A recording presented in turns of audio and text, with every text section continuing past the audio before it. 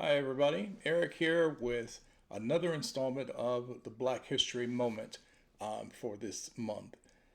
Today's we're going back into history and spotlighting an often used Supreme Court case that has been brought up a few times in the last 5 years, using it against for some other court cases, which I'm not going to delve into today.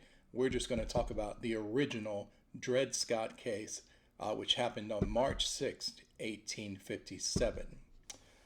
So again, on March 6, 1857, the U.S. Supreme Court handed down its decision in Scott versus Sanford, delivering a resounding victory to Southern supporters of slavery and arousing the ire of Northern abolitionists. During the 1830s, the owner of an enslaved man named Dred Scott had taken him from the slave state of Missouri to the Wisconsin Territory and Illinois, where slavery was outlawed, according to the terms of the Missouri Compromise of 1820. Upon his return to Missouri, Scott sued for his freedom on the basis that his temporary removal from free soil had made him legally free. The case went to the Supreme Court, where Chief Justice Roger B. Taney, Taney, and the majority eventually ruled that Scott was an enslaved person and not a citizen, and thus had no legal rights to sue.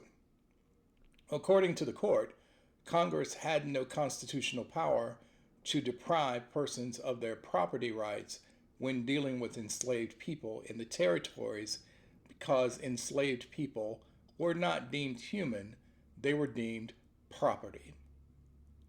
The verdict effectively declared that the Missouri Compromise was unconstitutional, ruling that all territories were open to slavery and could exclude it only when they became bona fide states of the Union. While much of the South rejoiced, seeing the verdict as a clear victory, anti-slavery Northerners were furious. One of the most prominent abolitionists, Frederick Douglass, was cautiously optimistic, however, saying, wisely predicting that, and I quote, "this very attempt to blot out forever the hopes of an enslaved people may be one necessary link in the chains of events preparatory to the complete overthrow of the whole slave system," unquote. And of course, this verdict was handed down in 1857. Right around 5, 6, 7 years later, the Civil War for the soul of this country would begin.